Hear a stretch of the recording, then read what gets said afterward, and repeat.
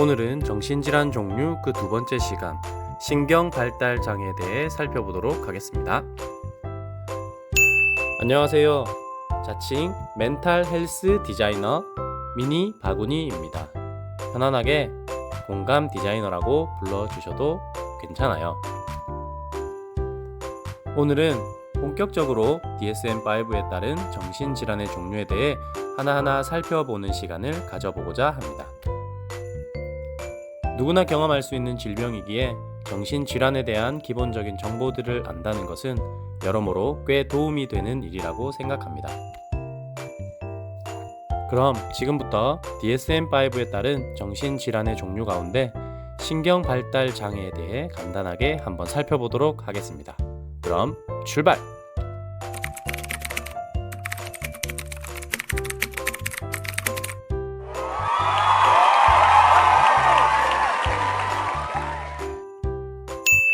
신경발달장애는 발달기에 시작되는 장애들의 집합입니다.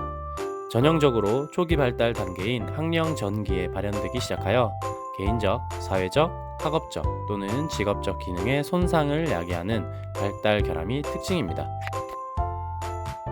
신경발달장애의 종류 가운데 첫 번째, 지적장애입니다. 지적장애는 지적발달장애라고 불리우는 지적장애와 전반적인 발달 지연 그리고 그 밖에 명시되지 않은 지적장애들이 있습니다. 지적발달장애, 우리가 지적장애라고 부르는 것들의 필수적인 특징에 대해서 살펴보도록 하겠습니다. 진단기준 첫 번째, 연령, 성별, 사회문화적 배경이 일치하는 또래에 비해 전반적인 정신능력의 결함을 보입니다.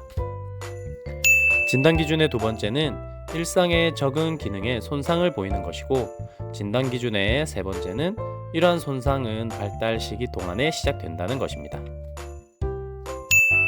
지적장애의 진단은 임상적인 평가와 지적 기능 및 적응 기능에 대한 표준화된 검사를 기반으로 합니다. 지적장애는 발달기에 시작됩니다. 반드시 과거력과 현재 임상 양상을 통해 진단기준 C를 포함한 모든 진단기준을 만족시켜야 합니다. 두 번째는 의사소통 장애입니다. 의사소통 장애에는 언어장애, 말소리 장애, 아동기 발병 유창성 장애, 사회적, 실용적 의사소통 장애, 명시되지 않는 의사소통 장애가 있습니다. 첫 번째, 언어장애의 진단적 특징에 대해 살펴보겠습니다. 어휘, 문장 구조, 담론에 대한 이해와 생성의 결함으로 인해 언어의 습득과 사용에 어려움을 겪는 것을 말합니다. 언어장애의 발달과 경과를 살펴보면 언어 습득은 유아기에서 시작해서 청년기의 성인 수준의 실력까지 변화하는 것이 특징입니다. 두 번째, 말소리 장애의 진단적 특징을 살펴보겠습니다. 기본적으로 이질적인 장애로서 음성학적 장애와 조음 장애를 포함합니다. 말소리 장애의 발달과 경과를 살펴보면 7세경에는 대부분의 말소리는 명료하게 생성해야 하며 대부분의 단어를 정확하게 발음해야 합니다. 말소리 장애의 발달과 경과를 살펴보겠습니다. 가장 빈번하게 잘못 발음되는 소리들은 늦게 학습되는 경향이 있으며 이 소리들을 늦은 팔이라고 부릅니다. 또한 8세까지는 이러한 음들을 잘못 발음하는 경우가 정상적으로 발생할 수 있습니다. 세 번째로 우리가 흔히 말더듬이라고 부르는 아동기 발병 유창성 장애입니다. 이와 관련된 진단적 특징을 살펴보면 아동기 발병 유창성 장애의 필수 증상은 연령의 부적절한 말의 유창성과 말 속도 장애입니다. 이 장애는 음이나 음절을 자주 반복하거나 길게 하는 특징이 있습니다.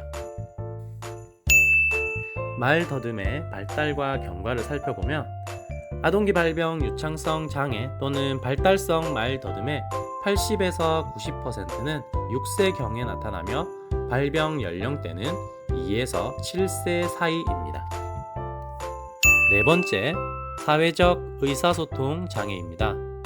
이 진단적 특징을 살펴보면 실용성 또는 언어 및 의사소통의 사회적 사용 문제가 가장 우선적인 특징입니다. 3. 자폐 스펙트럼 장애입니다. 여기에서는 자폐 스펙트럼 장애에 대해서 다루고 있습니다. 자폐 스펙트럼 장애의 진단적 특징을 살펴보겠습니다. 진단기준 첫 번째, 상호 간의 사회적 의사소통과 사회적 상호작용의 지속적인 손상을 말합니다. 진단기준의 두 번째는 제한적이고 반복적인 양식의 행동, 관심 분야 또는 활동입니다. 진단기준 세 번째와 네 번째는 이러한 증상들은 아동기 초기부터 나타나며 일상의 기능에 있어 제한이나 손상을 일으킨다는 사실입니다. 자폐 스펙트럼 장애에서 사회적, 감정적 상호성, 즉 타인과 관계를 맺고 생각과 감정을 공유하는 능력의 결핍은 이 장애가 있는 어린 아동에게서부터 분명하게 드러납니다. 또한 제한적이고 반복적인 양식의 행동, 흥미 또는 활동으로 정의됩니다. 자폐 스펙트럼 장애의 발달과 경과를 살펴보겠습니다. 증상은 보통 생후 2년 내에 인식되나 만약 발달 지연이 심각하다면 생후 12개월 이전에 증상이 미묘한 경우에는 24개월 이후에 인식될 수도 있습니다. 또한 자폐 스펙트럼 장애의 행동적 특징은 아동기 초기에 처음으로 명확해지며 일부의 경우에는 생후 첫 해의 사회적 상호작용에 대한 흥미 결핍으로 나타납니다. 자폐 스펙트럼 장애의 첫 번째 증상으로는 언어 발달의 지연이 흔히 나타납니다. 자폐 스펙트럼 장애는 퇴행성 질환이 아니며 삶을 살면서 계속 배우고 보완해야 하는 장애입니다. 4. 우리가 흔히 ADHD라고 부르는 주의력 결핍 과잉 행동 장애입니다. 주의력 결핍 과잉 행동 장애의 진단적 특징을 살펴보겠습니다. 기능 또는 발달을 저해하는 지속적인 양상의 부주의 또는 과잉 행동, 충동성입니다.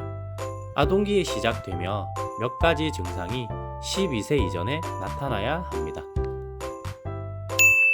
이 장애의 발현은 한 가지 이상의 환경에서 나타나야 합니다.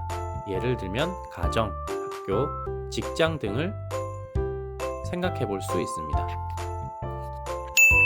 주의력 결핍 과잉 행동 장애의 발달과 경과를 살펴보면 초등학교 기간 동안에 가장 흔히 식별됩니다.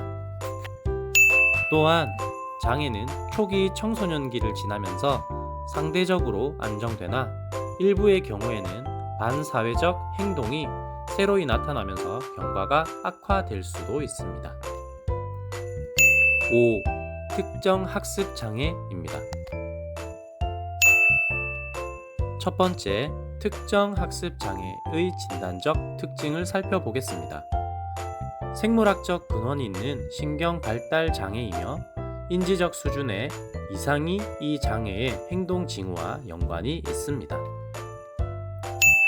특정 학습 장애의 진단 기준 첫 번째는 핵심적 학업 기술을 학습하는 데 있어서 지속적인 어려움을 경험하는 것으로 정규 학교 교육기간, 즉 발달 기간 중 시작됩니다.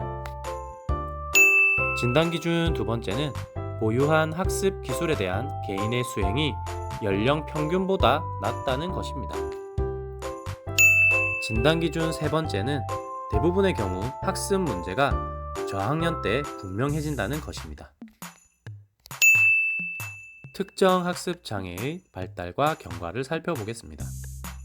발병 및 발견, 진단은 아동이 읽기, 철자법, 쓰기, 산수를 습득해야 하는 초등학생 때 이루어집니다. 또한 행동적인 증상 발현이 있을 수 있습니다. 예를 들면 학습 참여를 꺼린다거나 반항적 행동을 하는 것입니다. 6. 운동장애. 운동장애에는 발달성 협응장애, 상동증적 운동장애, 틱장애, 그 밖에 명시되지 않은 틱장애 등이 있습니다. 첫 번째, 발달성 협응장애의 진단적 특징을 살펴보겠습니다. 진단기준의 첫 번째는 과거력, 신체 검진, 학교 및 직장에서의 보고, 안정적이고 문화 수준에 적합한 표준화된 심리 검사들을 임상적으로 통합하여 진단할 수 있습니다. 또한 운동 협응을 요구하는 기술의 손상은 연령에 따라 다르게 나타납니다. 진단기준 두 번째는 운동 기술의 손상이 가정, 사회, 학교 또는 공동체에서의 일상적 활동의 수행이나 참여에 상당한 방해를 줄 때에만 진단할 수 있습니다. 진단기준 세 번째는 증상 발병이 초기 발달 시기에 시작되어야 한다고 기술하고 있으나 전형적으로 발달성 협응장애는 5세 이전에는 진단되지 않습니다. 진단기준 네 번째입니다. 운동 협응의 어려움이 시각 손상으로 더 잘 설명되지 않고 신경학적 상태에 기인한 것이 아닐 때 발달성 협응장애로 진단할 수 있다고 명시합니다. 두 번째, 상동증적 운동장애의 진단적 특징입니다. 진단기준 첫 번째는 반복적이고 억제할 수 없는 것처럼 보이며 목적 없어 보이는 운동 행동입니다. 또한 이러한 행동은 흔히 뚜렷한 목적이 결여되어 있는 머리, 손 또는 몸의 율동적 운동으로 나타납니다. 진단기준 두 번째는 상동증적 운동이 사회적, 학업적 또는 기타 활동을 방해하고 일부 아동에서는 자해를 유발할 수도 있다고 명시되어 있습니다. 또는 예방책이 없을 경우 자해가 나타날 수 있다고 명시되어 있습니다. 상동증적 운동장애의 발달과 경과입니다. 상동증적 운동은 대개 생후 첫 3년 내에 시작됩니다. 세 번째로 틱장애의 진단적 특징을 살펴보겠습니다. 투렛장애, 지속성 또는 음성 틱장애, 잠정적 틱장애, 그리고 달리 명시된 또는 명시되지 않는 틱장애의 4가지 범주로 구성됩니다. 틱은 갑작스럽고 빠르며 반복적이고 비율동적인 운동 또는 음성이 나타나는 것입니다. 틱 장애의 발달과 경과를 살펴봅니다. 전형적으로 4에서 6세 사이에 시작됩니다. 증상은 10에서 12세 사이에서 가장 심하며 청소년기에 약해집니다. 마지막으로 기타 신경 발달 장애가 있습니다. 오늘은 DSM-5에 따른 정신질환의 종류 중 신경발달 장애에 대해 알아보았습니다. 다음 시간에는 조현병과 관련된 내용을 살펴보도록 하겠습니다. 짧은 시간이긴 하지만 우리의 만남이 정신질환에 대한 오해와 편견이 해소되는 기회가 되길 간절히 바랍니다. 정신질환은 누구에게나 찾아올 수 있는 감기 같은 것이니까요. 그럼 지금까지 공감 디자이너 미니 바구니였습니다. 항상 행복하세요. 감사합니다.